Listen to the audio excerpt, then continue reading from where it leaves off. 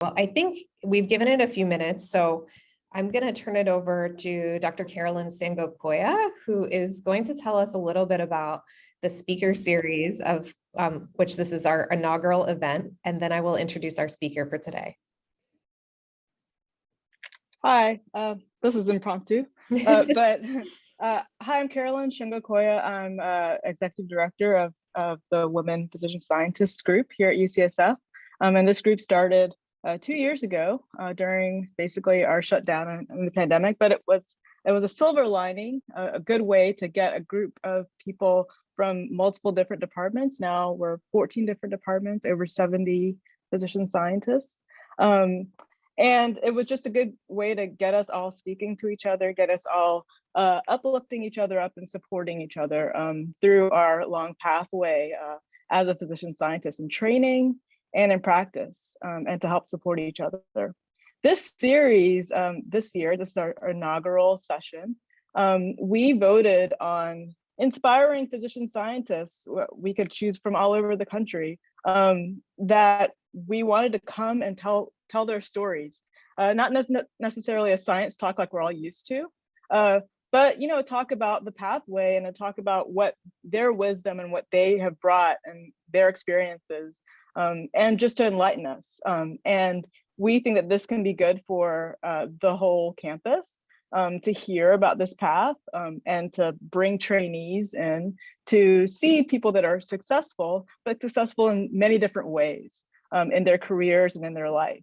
And so our first speaker is Jennifer Grandis, and she is fortunately at UCSF. We voted on someone that is at UCSF doing spectacular work that Bridget will introduce.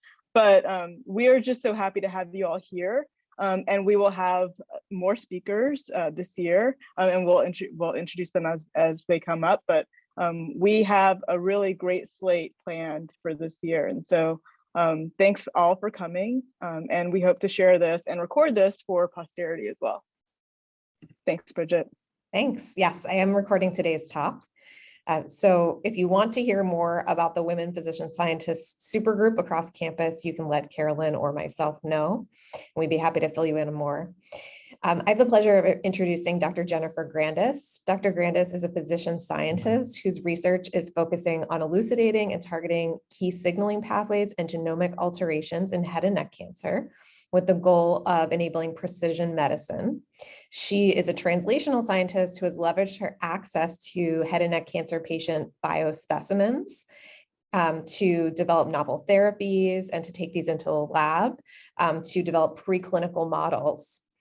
In her institutional roles, which she's had at both University of Pittsburgh and here at since 2015 at UCSF, she's been able to facilitate collaborations between clinicians and investigators with an emphasis of developing a robust research infrastructure to support clinical and translational cancer studies. She's been widely published in highly respected peer-reviewed journals and continuously funded by the NIH since 1993.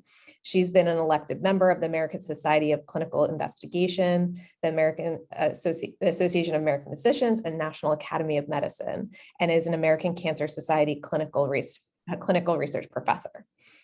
She has many accomplishments. I'm sure I could not, that was just scraping the surface there. So welcome, Dr. Grandis. I'm going to unshare my slides so that you can go ahead and share yours. All righty. Okay, slideshow. There we go. Does that work for everybody? Great. Well, I just want to say thank you. It is such an honor to be invited to do this, to be recognized in your own backyard is a special sort of feeling and recognition, and I'm deeply grateful. I'm only sorry that we're not together in person. I look forward to meeting each and every one of you. So this is sort of a tongue-in-cheek title, but what I mean to say is it is an extraordinary life. I can't believe that I've had the chance to enjoy this career, to do this career. And I also want to tell you how my point of view has changed over time based on my experiences and also simply just getting older. So this is where I come from. This is Pittsburgh, Pennsylvania. It was either this picture or the collapsing bridge, which as I, talked to my family that we drove over that highway, a million times. It connected, our neighborhood to other neighborhoods. But, I grew up in Pittsburgh. It's really a blue collar town with some universities that give it a lot of potential for impact. My folks moved there shortly before I was born for jobs at the University of Pittsburgh.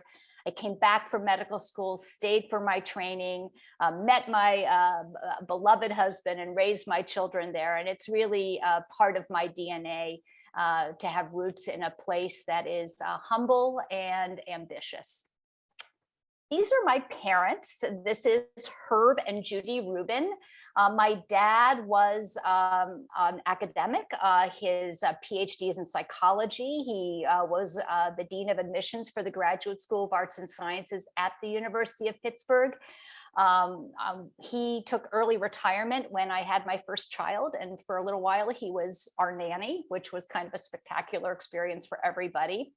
My mom is Judy Rubin, and she is literally the most famous art therapist in the world. She got her start on a fairly well-known Pittsburgh television show, Mr. Rogers' Neighborhood. This is a picture of my mom when she was about 30 years old with Fred Rogers, who we knew very well. She was Mrs. Rubin, the arts and crafts lady. I'm very close to both my parents. They're still very much alive and healthy, and I'm grateful for that. But she really was passionate. It is still passionate today about her chosen profession. And that inspired me to find something that would also be a career that I would wake up every day really engaged in. So how did I get here? By the way, it's a little strange giving a talk about me. It's not what we usually do. But I went to a small liberal arts college, Swarthmore College, and I majored in art history. I also majored in biology. I think I was a closet pre-med. I got very excited about clinical research when I was in medical school, and I was persuaded mostly by very smart mentors to learn how to become a basic scientist. It wasn't something that I started out doing. So I took a year out of my ENT residency training on an infectious disease training grant and learned how to study cancer biology. I've been lucky to be funded over a long period of time. I've always more or less done clinic and surgery and research until I moved to UCSF in 2015, where I stopped clinical medicine, put a pause on it for a while. I actually became a hospice volunteer, which was really fascinating to go from being a surgeon to being a hospice volunteer. But it was a great learning experience. And then in 2018, I went back to seeing patients, and I do that one day a week. I got married when I was a resident, and I had my first child as a chief resident and my second child as a junior faculty member. I get up every day and I exercise. I've always done that. I still do that. It makes me happy. I like to quilt. I like to read. I like to cook. And when I've been told I can't be a physician, scientist, educator, mom, it's always from people who don't do it. Okay. And so what I've really decided is that it's not that I'm imperfect. It's just I choose to do all these things, and I accept that I'm limited in all of these things. So I jokingly say I'm not the perfect wife, perfect daughter, perfect mother, perfect scientist, perfect clinician. Well, none of us are perfect. We're human. But the combination has been intensely satisfying and is absolutely feasible. And the key to happiness for me has been to figure out what makes me happy. Cooking, eating, reading, exercising, and I do it every day. And that has really helped me stay both healthy and happy. So this is a shout out to the importance of each other. I'm so happy that you came together. It's such a wonderful organization. This is one of my dear friends, Sarah McIntyre. She's about to retire. She is a hospitalist at the University of Pittsburgh. We met each other when we were members of the medical school admissions committee a long time ago, and we both liked to quilt. So what we did over about a decade is almost every weekend, depending on what our kids were doing, we got together and we made a lot of quilts, and it was really fun. And I gave away all of my material. I thought I was done with that. I came to San Francisco, and this is the one quilt that I made by myself. So I proved to Sarah, who doubted, that I had the skill set to make a quilt by myself, but it wasn't any fun at all. And so this is a quilt that we made together this fall. It was an easy quilt to make, but the reason I show this picture is that this baby is the child of somebody that we co-mentored. Her mother was a technician in my laboratory, and then Sarah, who was an advisory dean, had the chance to be advisory dean for the mother when she was a medical student, and she's now doing a fellowship at the Children's Hospital of Philadelphia. So when I look back, you asked me, what were the key things that I did that shaped who I was, allowed me to become a physician scientist? So in medical school, I alluded to the fact that I really got excited about research. And one of my beloved friends, Fred Roncati, who sadly died too young of ALS, studied. He was my intern, and he did a paper when he was a fellow that looked at predictive biomarkers of success in academic medicine. And it turns out that if you're a medical student and you have a first author publication, that is really highly predictive of you enjoying a successful career. So I did that, and it was really exciting. And it was really the idea, not so much seeing my name in print, but the awareness that we could be doing work in our own private place that could actually have an impact on people in other places, which was so different from the experience of being a clinician. I already mentioned that I took time out to learn how to be a researcher. I have been very fortunate to have amazing mentors who've been with me my whole life. I got married and had children even when it was not convenient. We'll say a little bit more about that later. I learned early on that I couldn't do an enormous amount of traveling when I was building my career and the children were young. So I learned how to prioritize, for example, research meetings over clinical meetings. I once had a chairman who was really upset that I never went to the American Academy of Otolaryngology meetings, although they did enjoy that I could actually cover all of the cases and the patients when they were away. And he said, how is anyone in ENT ever going to know about you? And I said, don't worry, I'm going to do really good work and they are going to know about me and everything will be okay. Turns out that was correct. I learned how to say no. And this is actually something I still need some help with. And so I've always identified either mentors or colleagues who can help me assess how important it is that I do something. And the beauty of getting to be older and having so many wonderful colleagues and mentees is I often say, no, thank you, but here's someone who I really think should do this. And it allows you to amplify the careers of those people who you identify as your mentees. Early on, I think in part because my dad was an academician, I understood what promotion and tenure was, and I was mindful of those requirements. And I'm sorry, we're kind of going a little bit out of order. So I paid attention to that. Oh my goodness. Sorry, guys. Here we go.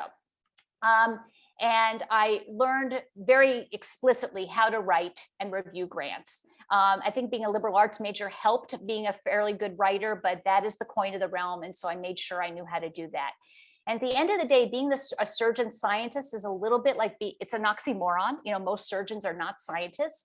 But I've always asked the question, why is this research important and why am I the best person to do it? And that has really served me well. So these are my babies. Benjamin was born when I was a chief resident. I was the first woman in my residency program, which was kind of an experience for everybody. I tried to make it a non-event, which was a little bit difficult. He has always been defiantly himself. I sewed this hat and cape, which he wore everywhere. He was at an age where he didn't mind if people didn't think it was cool. And here's my baby who is being held up here. And this is Anna. And she's now a fourth-year medical student here at UCSF. And so we find out where she matches tomorrow, which is very exciting for everybody, but most importantly for Anna. And this is the love of my life, Don Grandis, who some of you may know. I was lucky to meet Don at a time when I knew the kind of person I needed and wanted, and so did he. So we got married when he was a fellow and I was a resident. This is at our daughter's bat mitzvah. And I point this out only because we really enjoy dancing together, and our dancing was a source of embarrassment for our children for most of their lives. But they did point out that I was not as much an embarrassment as their father, who seemed to sweat very easily through his clothing. So it was really humiliating for them to have to look at their dad. One of the great things about getting to be a full professor is realizing that it isn't about you. It's really never about you, but there is something about career building that makes us mindful of all the promotion requirements. So once I became a full professor in 2004, and I had all of these leadership opportunities, which are listed here and enumerated in the introduction, I stopped looking inside. I started looking outside, and I realized right away that even though I was the only woman in the residency program, there were a lot of women medical students who are now interested in careers in surgery, interested in careers in ENT. But I did so much research that I knew I was atypical, or I was a unicorn, and I really couldn't use my own experience as the only barometer to guide women who are interested in ENT. So I did a study. And this was an interview study. We surveyed all 504 women otolaryngologists in the country at the time. This is 2004 when we published it. I matched each woman with 2 men who were around the same age and lived in the same region of the country. We adopted a statistically validated questionnaire. It was 121 questions back before there was email. So it's remarkable that we had a 56% response rate. But the results were surprising and disappointing. I felt that I was quite comparable to my male peers, but as we analyzed the survey results, women were paid less than their male colleagues. This was something that was known to be true in other fields of medicine, and we documented in ENT as well. And that's controlling for all the variables that we could think of to explain why someone would be compensated less. And the personal cost to the women was far higher with respect to their divorce. They were divorced, childless, they expressed regret about their career, and they were much more likely to experience discrimination and harassment. And so in my sort of resilient way, I said, well, the message here is that keep your eyes wide open, make the choices that are best for you. And that was probably a naive point of view at the time. But similarly, and here are some of the data that show the pay gap just doesn't change, regardless of the rank. But what was really eye-opening to me is just a couple of years ago, Erin O'Brien from Mayo Clinic wrote that even though I published this study in 2004, nothing had changed. And it baffled me that we could publish data and the publication of the data that defied our values would persist. And so I got to think that something else was going on. Similarly, this is a study by Tim Lay from WashU, published in Science in 2008. That essentially documents that despite women representing equal numbers of trainees and junior faculty members, and frankly, the F grant series and the K grant series are allotted to women and men in equal numbers, that once we get to the R series, qualified women just simply stop applying for NIH grants. So 20% of the R01 grants go to women, and 20% of the applicants are women. And I don't know if you guys saw the paper from Cell, I think it was just this past week, showing that 17% of their authors are women, and 17% of their submissions come from women. So the gap is happening not at the application level, but there's something going on in our communities of science and medicine that are limiting women from applying to top tier scientific journals with their submissions and for NIH grants. About a year or two ago, Tim and I reviewed the data again from the NIH. We haven't published this, but essentially nothing has changed. So despite the publication in a high impact journal in 2008, the numbers are essentially static. And the question is, how do we reflect this information to institutions? How do we encourage institutions to accept some kind of responsibility for this gender gap in NIH grants? What do we do about this? And this maybe was the most sobering article of all. So like many of you, I've been encouraged when a woman is appointed to a leadership position, whether it be a dean or a president or a chair or a center director. And so we've all been, I guess, excited by the increase in absolute numbers. But in this study, they actually figured out the denominator. And so if you account for the number of women in medicine in this particular case, over this 35-year period, there is no narrowing in the gender gap of women being advanced, in this case to associate professor, full professor, department chair, and the same thing is true for deans. And I was interested in the cancer director leadership data recently, and of the 71 cancer centers in the country, 7 are directed by women and 1 is an interim position. So what about gender in my career? I have to say, I really wasn't aware. I didn't process the impact of my gender until I showed up for the first day of internship and realized that I was the only woman. And so there was 18 men and me. And then when I became an ENT resident, I was the only woman resident. It was really hard to ignore that.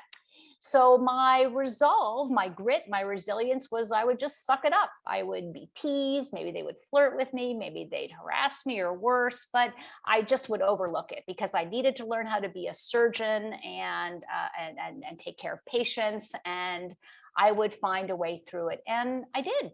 And I think one of the reasons why science was so attractive to me, because there were metrics, or at least it seemed to me there were real metrics of accomplishment as grants and publications. And plus I was super interested in it.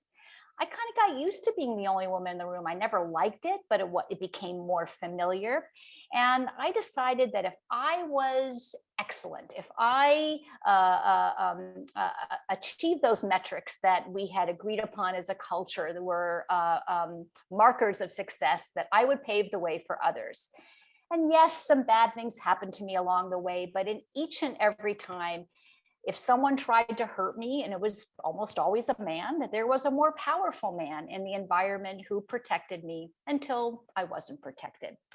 And what I realized was that if I could be subjected to discrimination and harassment because I was a woman, it could happen to anybody else.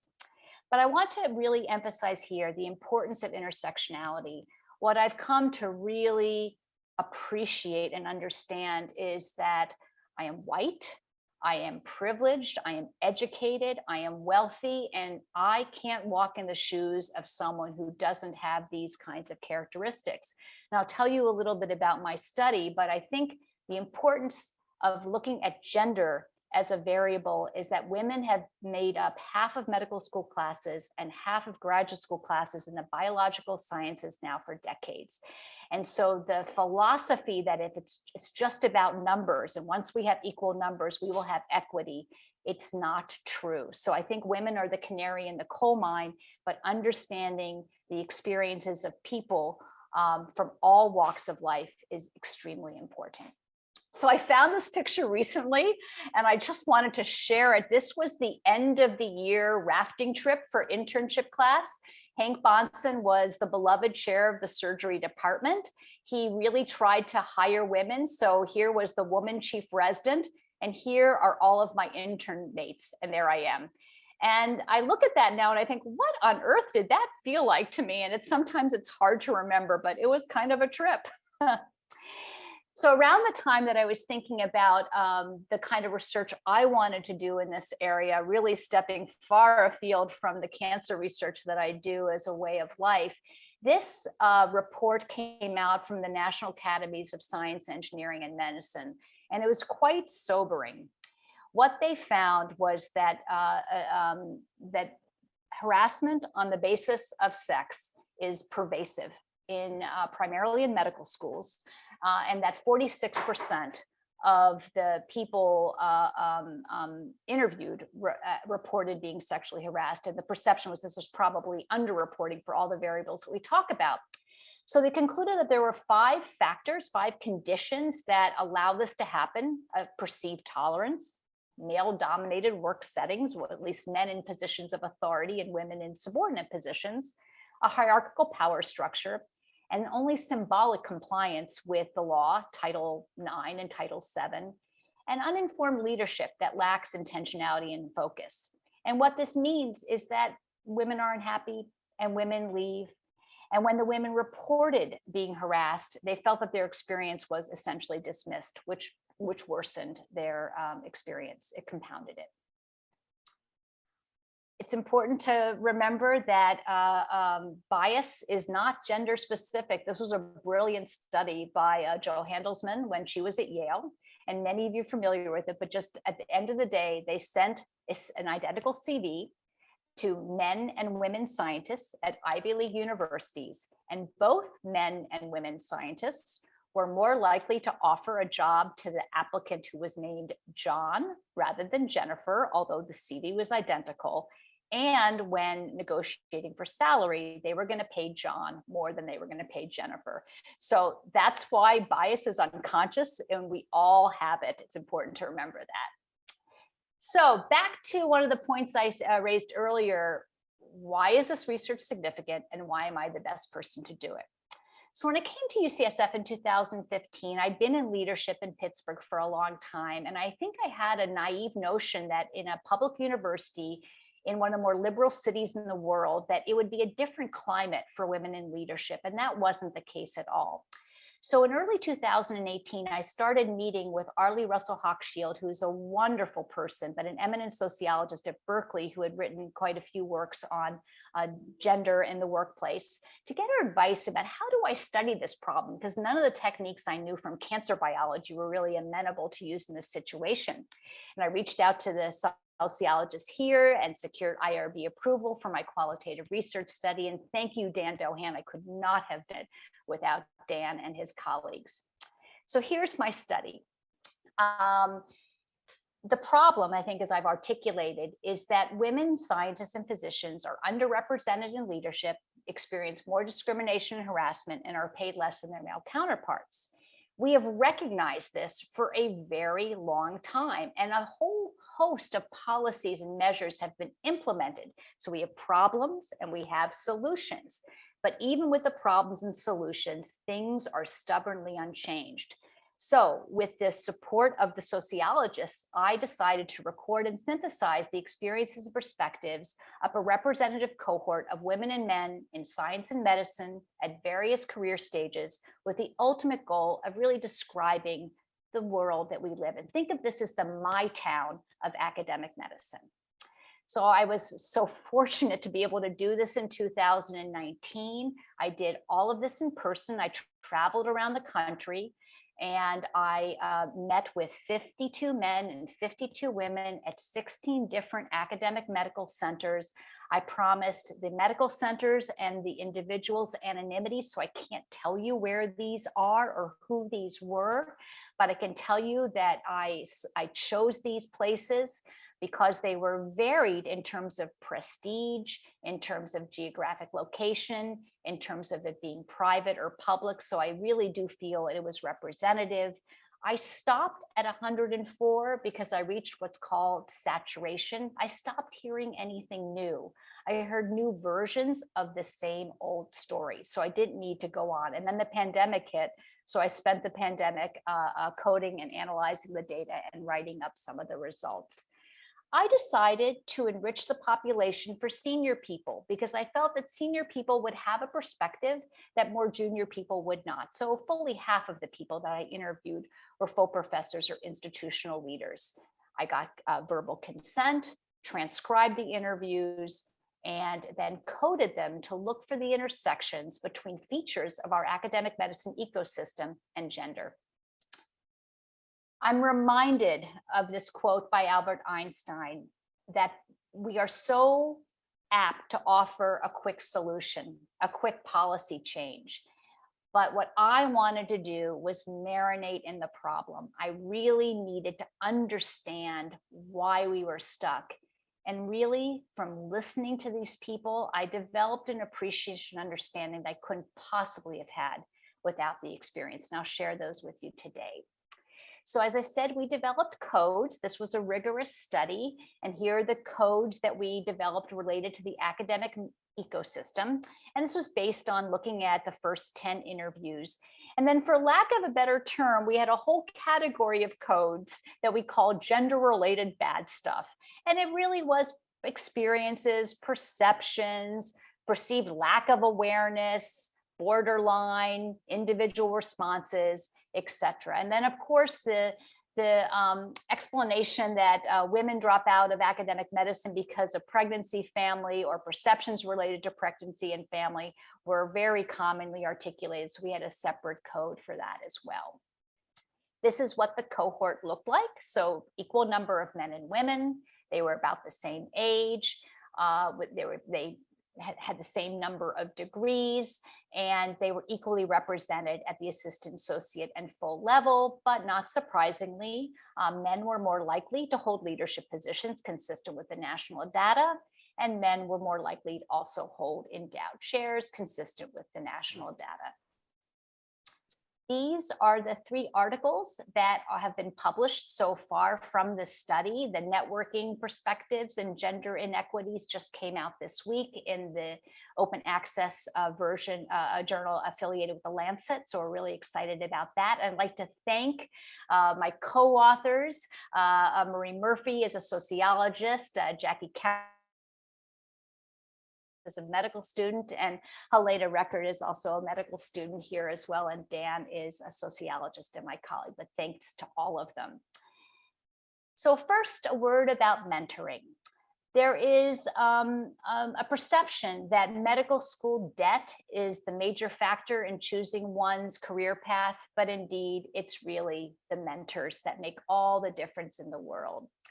So I won't go through all of the data and all of the papers, but here's just a summary of the key findings. Women, but not men, reported being sexually harassed by their mentors. There probably are men out there who have been sexually harassed by their mentors, but I think it's fair to say it's a minority. Both women and men became aware of gender inequities in academic medicine through their relationships with both female mentors and mentees. Both women and male mentors recognized the challenges their women mentees faced and made deliberate efforts to help them navigate an inequitable environment.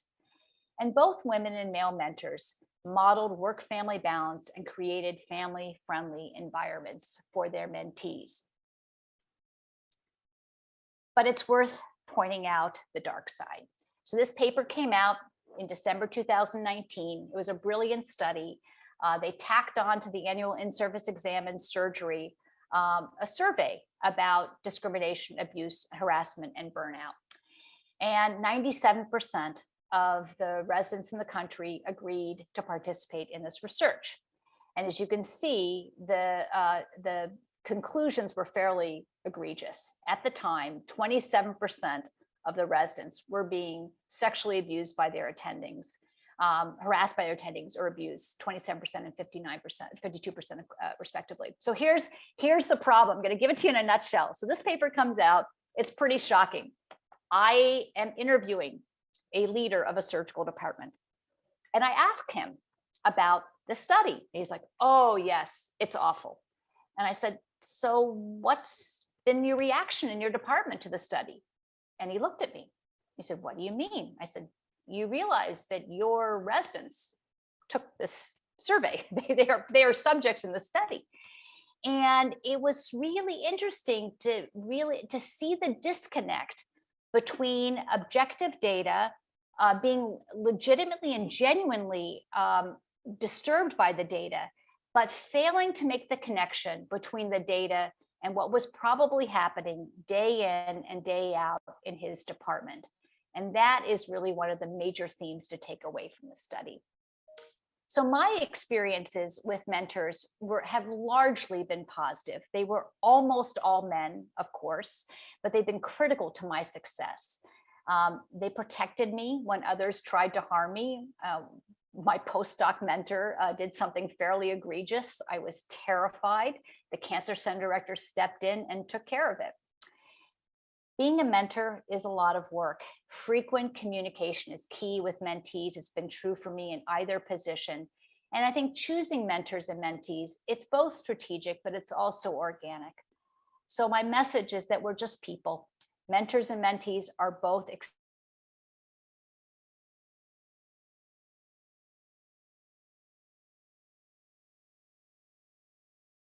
who died about a month ago. Dr. Victor Yu was one of the discoverers of Legionella. He was the infectious disease specialist that provided the funding for me to become a cancer biologist. And I'm grateful to him, and I just wanted to thank him in this talk. So when we went to write a paper on promotion and tenure, our intention was to compare the experiences with women with the experiences of men. But the problem was the men didn't have any troubling experiences.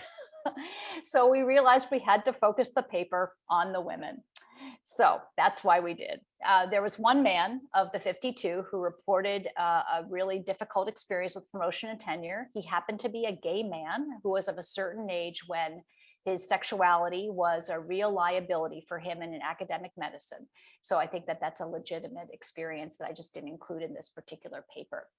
So what we noticed from the women is that they described ambiguous or inconsistent criteria for promotion and tenure.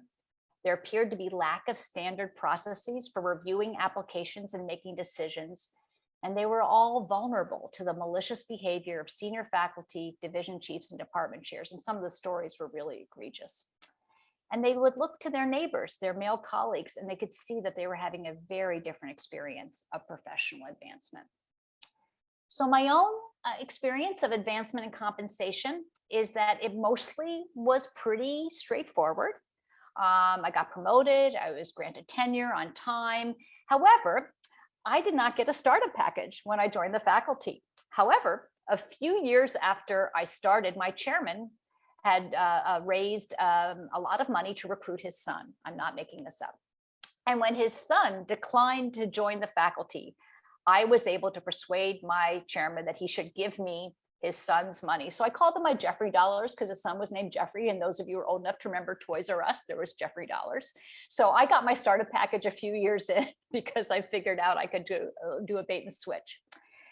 I only have learned that I was underpaid by accident. And my favorite story is when one of my K Award mentees was threatening to leave. And my chair, who I knew valued me tremendously, let it slip what he was offering him to stay, his compensation. And my eyes probably went very wide. And he said, "Is that more than I pay you?" I'm like, "Yep, that is." So he immediately corrected it, but it was just an accident. I did get endowed chairs, both in Pittsburgh and at UCSF, and they were given to me by very supportive chairs who wanted me to stay, and I'm very grateful for that. But again, the message is be mindful of advancement criteria processes, and of course, ask for help from anybody when you need it. So I think the best paper we've written were really about networking and professional relationships, because this was something everybody saw. The men talked about the boys' club, the women talked about the boys' club, the men talked about how it helped them, and the women talked about how they were excluded from it. So it was a really interesting set of data to analyze. So women are regularly excluded from networking activities dominated by men. One of my favorite stories is when I was the only woman intern in general surgery on the orthopedic service. We would meet every morning in the emergency department. We would look at films from the traumas that came in the night before, and then we would walk up to the orthopedics floor. And after the third day, the chief resident took me aside and berated me because he lost me every day. I was present in the emergency department. By the time they got to the floor, I was no longer there, and he wanted to know what I was doing. And I pointed out that his route marched through the men's locker room. And I simply wasn't able to march through the men's locker room comfortably. It didn't change the route, but at least he stopped berating me for being a little bit late. The last point I think is worth making. Women make efforts to counteract their exclusion. We band together, we talk to each other, we help each other, but these collections don't really have the same impact and power as the traditional boys club. So it's not that they are improper or not useful, but they are not a substitute for the powerful advantages that are conferred to men by being part of these other organizations. So what's been my experience? As you can probably tell, even on Zoom, I am an extrovert, and that has been very helpful. I have seen my female colleagues who are not naturally extroverted struggle more because of this. It can be hard to network in venues where you don't feel comfortable. One of the more powerful stories, and for those of you who've been at UCSF, you will probably remember these days, but I interviewed a faculty member, a woman at another institution who had been a graduate student at UCSF. And she described going to a departmental retreat where it was expected to bathe in the nude in hot springs. And the faculty were all men, and the graduate students were all women. And this is true. No, I don't think we would be doing that today, but it's really not all that long ago. And you can imagine, as a woman graduate student, what that experience was like. And I asked her, and she was able to take herself back to that time and describe how terrifying and awful it was to take off her clothes and walk into a hot spring that was populated by her naked male faculty.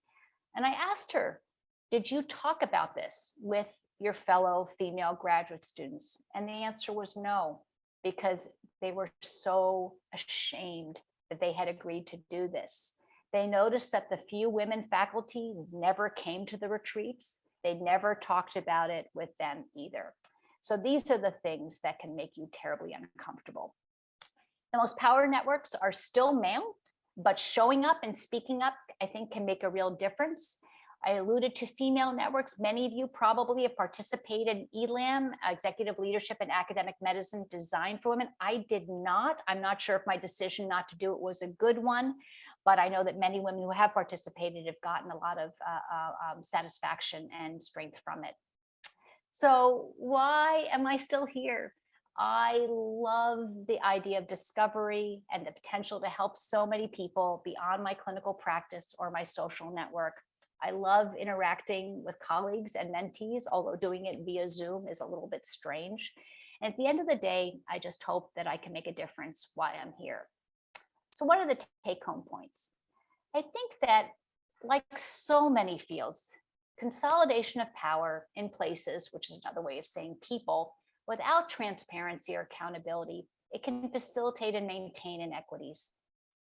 The truth is men, particularly white men, are advantaged and women are persistently disadvantaged after medical school and graduate school admissions process.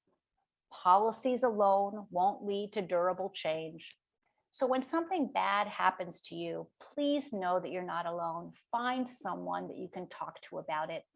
When you do see something bad happening to someone else, if you can muster the courage, say something or do something. Now, I recognize that's difficult because we have a hierarchical system. And if you don't feel like you're powerful enough in the hierarchy, it can be scary to speak out, particularly if the person doing the bad thing is somebody more powerful than you.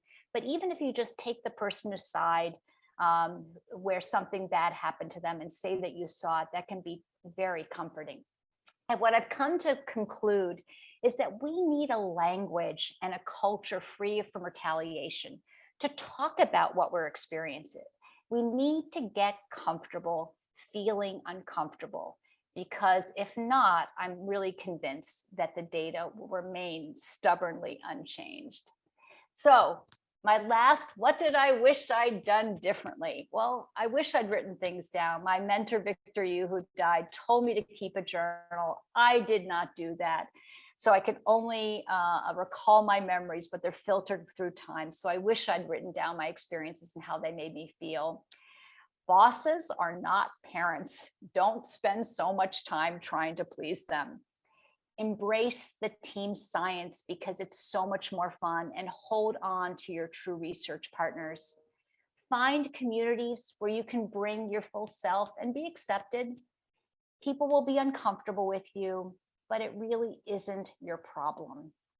Family and friends are everything. I don't think I would have survived without the support and love of many of you here and other people in my life. I believe that my children love me for who I am, and they forgive me for the mistakes that I've made.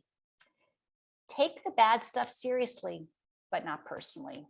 And if you can lean into the hard times, you will really grow. So this is my research partner, Dan Johnson. We joined the faculty at the University of Pittsburgh the same month, the same year. He did his postdoc at UCSF. He's a basic scientist. Our labs were on the same hallway. Over the years, we started collaborating together. And then when I came to UCSF, my job at the time was so big, I wasn't sure how I was going to manage my lab. We'd just gotten several new R01s. And so about a year later, my chairman helped me recruit Dan to UCSF. We co-direct the lab together now. And I can't believe I did it on my own for so many years. It's so wonderful having a partner to do research with. And so I'm grateful to him for that. And here they are all grown up. This is right before Anna started medical school here. This is Table Mountain in Cape Town, as she'd been to South Africa when she was a high school student and wanted to go back before she started medical school. And here she is. I chose this picture because, of course, it's pandemic times, but this is what we do as working moms. I had a talk in Vancouver, and she had a little bit of time that she wasn't interviewing for residency. So she came with me to Vancouver, and we were walking around seeing things. And I'm just so proud of her and hope that she gets her heart's desire tomorrow. And this is my son. He followed us too. We abandoned our children on the East Coast when we moved here in 2015. But once Anna got into medical school here, Ben followed, and this is us at the museum just about a month ago. And I just want to wish everybody here the best of luck. And I'm going to stop sharing. And thank you so much for listening to me today. I really appreciate it. Thank you so much, Dr. Grandis. That was a fantastic talk, and definitely a tour de force of the number of articles that you have published lately based on your interviews with many different faculty members. I'm sure we have a lot of questions. We do have another small group that's happening with the women physician scientists. So I will just take one question here, and then we're going to have to move on to our other meeting. And somebody actually has already put one in the chat. So they are the winner. I'll read their question. Or Mary, do you want to unmute and read your question if you're able to? Absolutely. Okay, great. I'll turn on my video as well. So fantastic talk. This was really wonderful, and I really appreciate you talking to the group. My question is, what advice do you have for physician scientists on demonstrating their value to the institution at critical transition points like fellowship to K to R, promotions, funding gaps, particularly in a RVU-driven environment? Yeah, really, really good question. Well, the institution is not a monolith, and that's really important. So I can tell you that the key is to find the person who you trust, who intrinsically recognizes your value, and work with them to manufacture the language that will resonate with the power or the powers that be. So here's a great example. The University of Pittsburgh aspired to be a great institution over the 25 years I was on faculty. So we went from sort of nothing in NIH funding to being top 5. And in that environment, anyone who had a K award was a superstar. So I come to UCSF and I go to the Department of Medicine retreat, and I'm a speaker, and I hear a division chief get up and say, "We have so many K awardees, we can't possibly keep them all as faculty. So we are training the faculty for other institutions." And I suddenly realized, oh my God, it's the same grant, it's the same people, but in a place like Pittsburgh, you have a track for life. And in a place like UCSF, you have another shit on your CV to allow you to negotiate for a job somewhere else. So it's really important to recognize the environment and never let someone's point of view that's ill-informed rain on your parade. So for example, as a surgeon, I can tell you that I've heard many surgical chairs denigrate the K system, not allow their junior faculty to apply for K awards because those faculty are so much more valuable as clinical workhorses. So there really isn't any way to educate that person. And so in the best of all possible worlds, you don't work for that person. On the other hand, if the person that you happen to work for has that temperament, find someone who that person respects and maybe even reports to understand your value. I mean, the silly little story is when I got my K award, my chair, a surgeon, had no idea what to do with me. Like, the idea that I was going to be a scientist was insane. So the Cancer Center director stepped up and he says, I'll take her. She will come into the Cancer Center space. I will make sure she gets what she needs. And it was wonderful. But trust me, a few years later, when I had 2 R01s, my chair's like, oh, I'll take her back now. but it took him that much time to come around. So don't kid yourself. Recognize the values of the person who seems to be the steward of amplifying your value. But for example, I see Keith Yamamoto here, and I can tell you, Keith is the biggest advocate for women investigators that I've met. Keith, I could not have survived here without you. And he carries a lot of impact here at UCSF. There are other people like Keith.